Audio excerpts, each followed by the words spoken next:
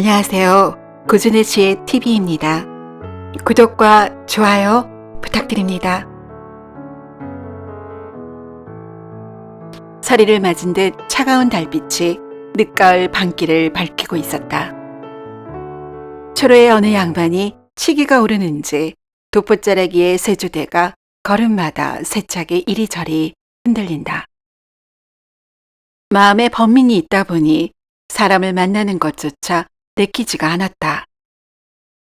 얼마 전 오랜 벗 박 판서가 자신의 아들 생일에 초대를 하였다. 이미 여러 차례 초대에 응하지 못한다고 기별을 했음에도 당일 집 앞까지 사인교를 보내자 차마 거절할 수 없어 밤늦도록 술잔을 나누다가 귀가하는 중이었다. 이 초로의 양반은 누대 정승을 배출한 명문가의 후손인 정승, 정태와 대감이었다. 오랜만에 벗을 마주하고 술잔을 기울이니 잠시 즐거운 마음도 이는 듯했으나 마음 깊은 시름을 떨쳐낼 수 없어 사인교를 마다하고 서늘한 밤바람을 맞으며 회동 집으로 향하고 있었다. 정대감이 파조교를 지나 골목으로 들어서려던 참이었다. 어르신, 나무 좀 사십시오. 허락해 해드리겠습니다. 어둑한 처마 아래서 인기척이 나며 허름한 차림의 청각이 정대감의 발길을 붙잡는다. 순간 놀란 마음에 술기운이 달아난 듯 정대감이 말했다. 어허, 오밤중에 나무는 무슨... 뗄나무를 팔러 사대문 안에 들어왔다가 흥정 한번 붙이지도 못하고 이리 발이 묶여 밤을 새게 생겼습니다요. 사정 한번 봐주십시오. 정대감은 정중하게 이리 애원하는 총각을 다시 한번 바라보다 세상 참 별일이구나 라는 생각이 들었다. 달빛에 드러난 총각은 이목구비가 반듯하고 청사한 것이 전혀 이런 일을 할 것 같지 않게 생겼기 때문이었다. 지인지감이 있는 정대감은 속으로 나무 장사만 하기에는 아까운 총각이구나 라는 생각이 들자 궁금함에 사는 것을 물으니 성박 마을에서 동무와 함께 움집에서 지낸다고 했다. 그래, 그럼 장가는 들었는가? 참 어르신께서 별걸 다 세상에 많고 많은 것이 사내인데 어찌 두 눈 멀쩡한 처자가 저 같은 사내에게 시집을 오겠습니까요? 총각이 멋쩍어하며 목덜미를 문지르니 언뜻 긴 댕기머리가 눈에 띈다. 정대감은 일거수일투족이 밉지가 않아 계속 말을 붙였고 그의 이름을 물으니 만복이라고 하였다. 정대감은 총각의 이름을 부르며 소매에서 엽전 깨미를 건넸다. 어이구, 이리 많은 돈을, 나무값이 이 정도는 아닌데. 정대감은 만복의 어깨를 다독이며 말했다.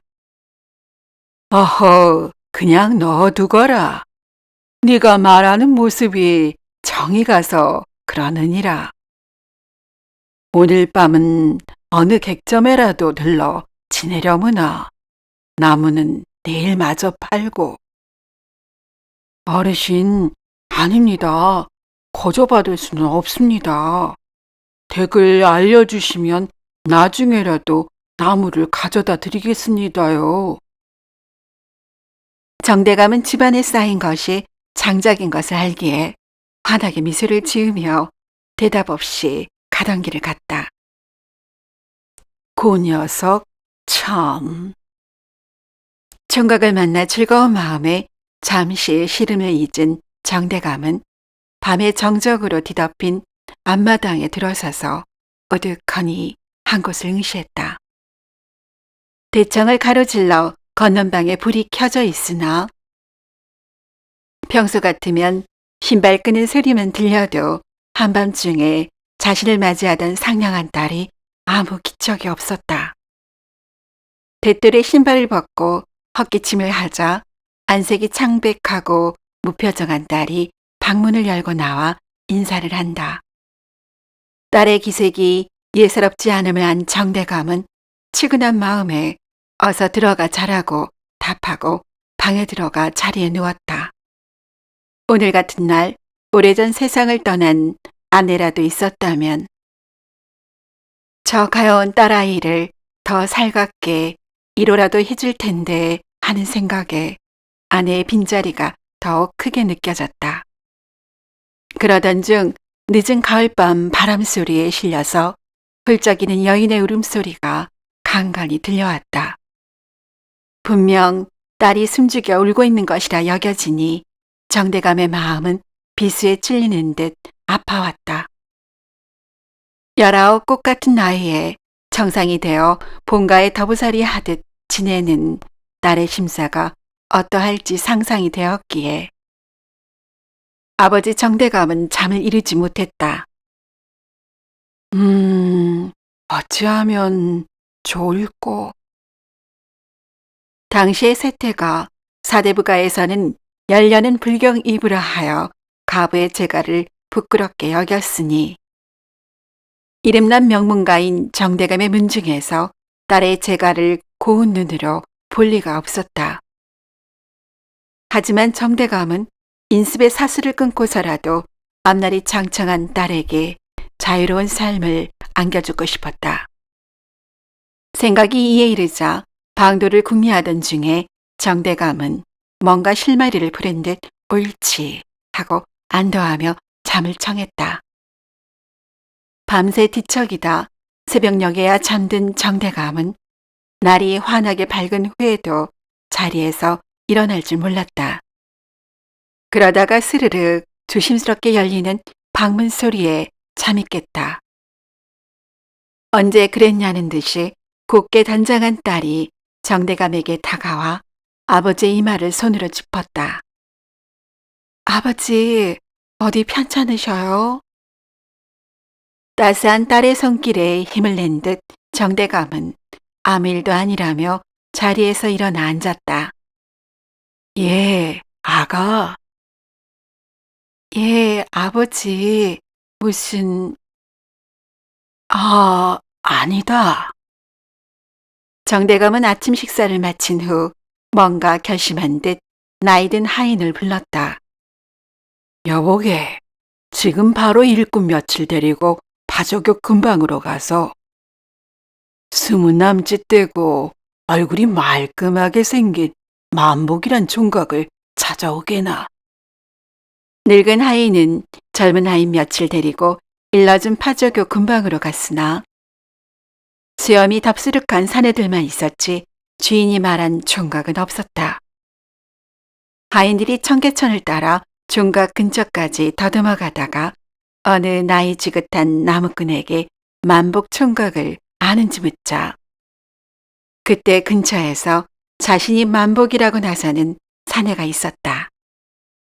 하인들이 바라보니 말끔한 모습이 주인 대감이 말한 총각으로 보였다. 하인들은 대감이 부르시니 함께 가자고 험상궂게 어르자 총각은 대감이라는 소리에 겁을 먹고 뒷걸음질 치기 시작했다. 하인들은 날렵하게 몸을 움직여 총각의 뒷덜미를 잡아채서 집으로 끌고 가 사랑채 아래에 뿌려앉혔다. 대감마님, 이놈을 잡아 대령했사옵니다.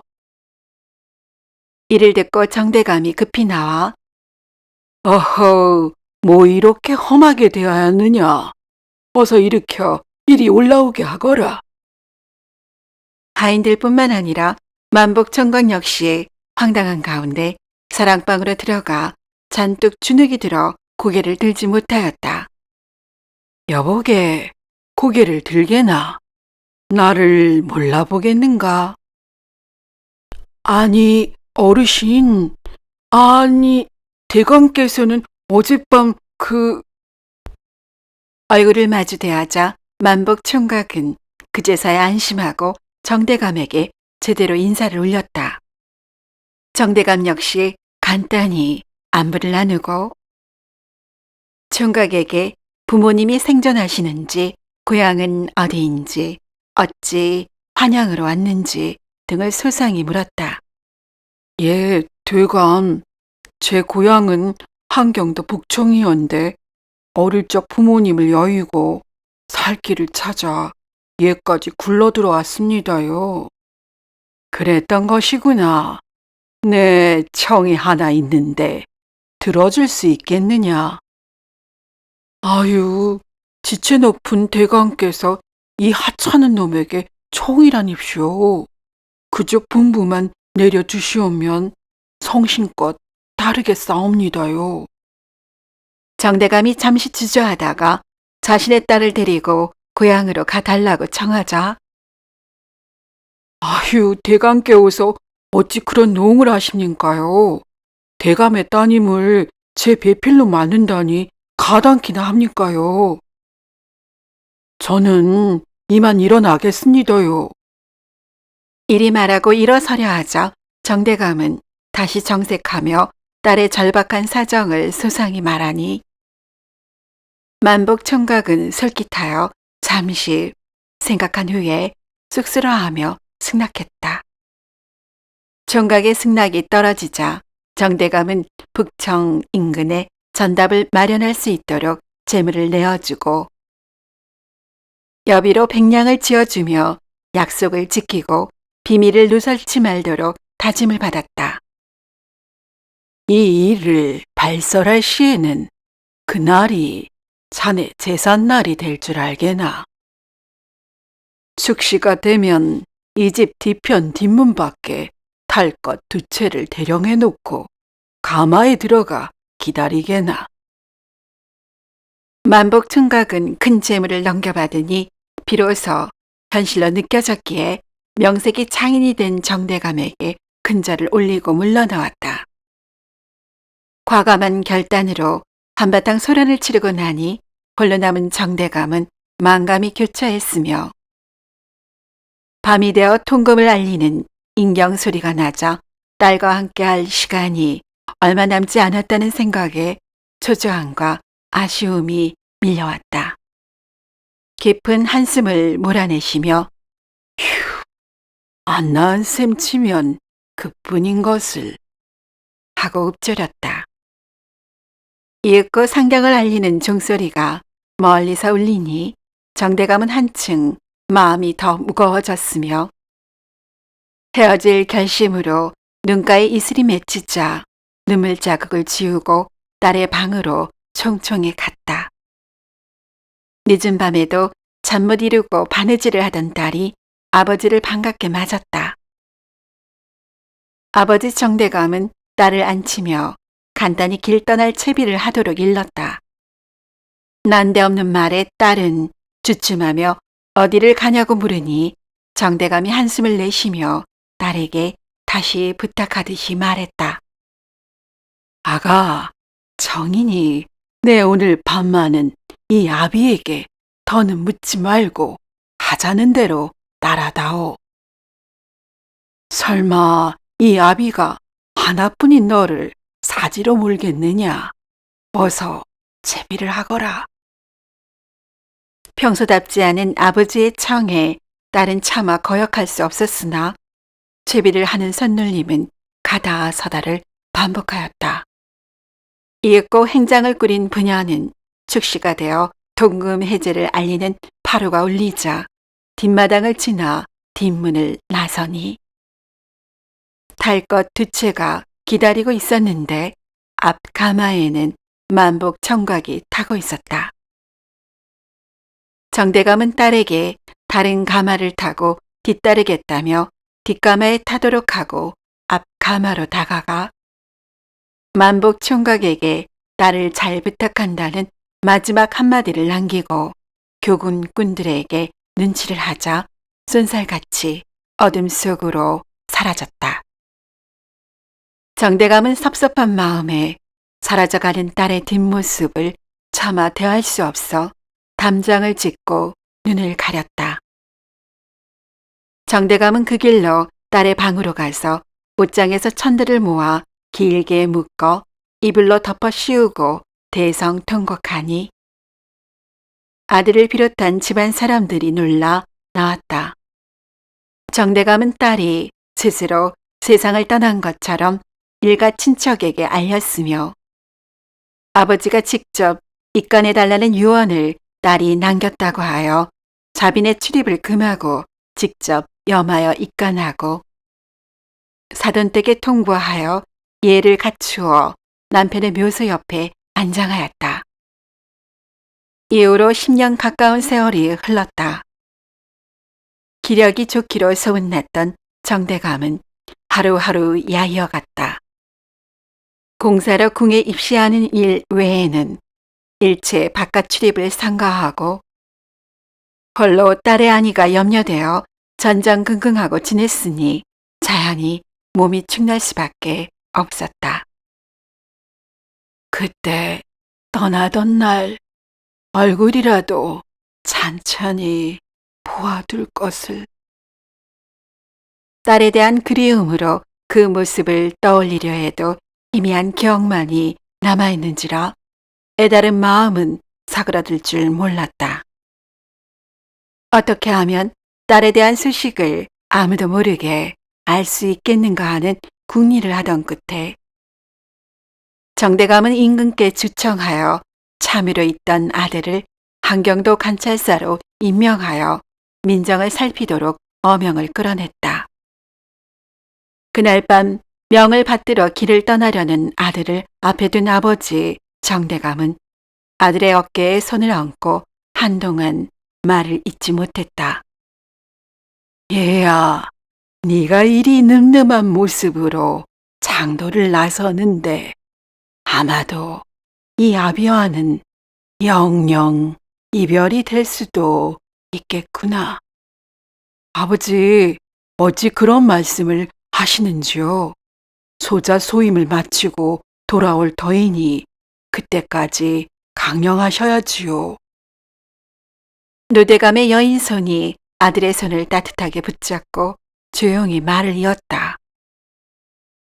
얘야, 이번 소인길에 혹여 전혀 예기치 못한 일을 겪을 수도 있으니 이 아비를 과히 책망하지 말거라. 아버지의 뜻모를 한마디를 마음에 담고 임지로 떠난 아들은 해가 바뀌어도 아버지가 말한 뜻밖의 일이 뭘 의미하는지 알 수 없었다. 그러던 차에 도내의 민정을 살피기 위해 두루 순행을 하던 끝에 북청에 들렀는데 그 지역에서 이름난 갑부 집안에서 관찰사를 초청했다. 정성을 다해 관찰사를 대하니 오랜 여독에 지친 관찰사는 긴장이 풀려 주인의 수차 권유에 못 이겨 하룻밤을 지내기로 했다. 밤이 늦어 치기로 인해 잠에 들려는 관찰사가 누군가 방으로 살며시 들어오기에 놀라 바라보니 어느 여염집에 30대어 보이는 안악이었다. 황당한 상황에 잠이 깬 관찰사가 자리에서 일어나 앉자 여인이 다가와 관찰사의 손을 덥석 붙잡았다. 아니 대관절. 당황해하는 관찰사의 손을 더욱 꼭 쥐고 여인은 눈물을 흘렸다.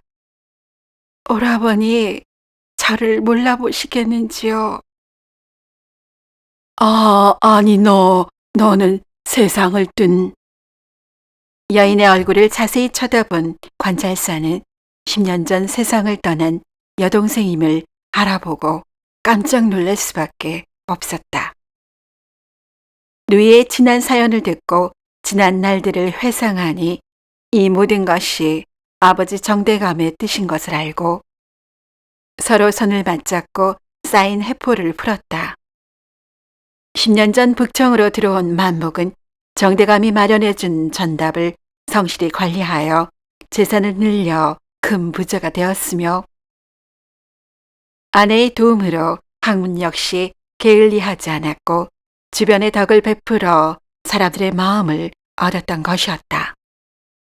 누이는 새로 부임한 관찰사가 오라비임을 알고 기회를 엿보던 차에 북청에 들른 오라비를 초청하여 이리 마주 대할 기회를 마련한 것이다. 다음 날 날이 밝자 관찰사는 지난해 아버지가 남긴 말의 의미를 이제 알게 되자 누이의 소식을 전하고자 하였으나 딸의 소식을 학수고대하던 아버지는 이미 세상을 떠난 뒤였다. 이들의 이야기는 조심스러워 한동안 알려지지 않았으나 먼 훗날 누군가의 입으로부터 시작되어 세상에 알려지게 되었다. 많은 이들은 딸의 행복을 위해 세속의 굴레를 벗어던진 정다감의 하해 같은 부성애를 높이 칭송하였다고 전해진다. 오늘도 이야기를 시청해주신 여러분께 감사드립니다. 재미있는 이야기로 곧 찾아뵙겠습니다.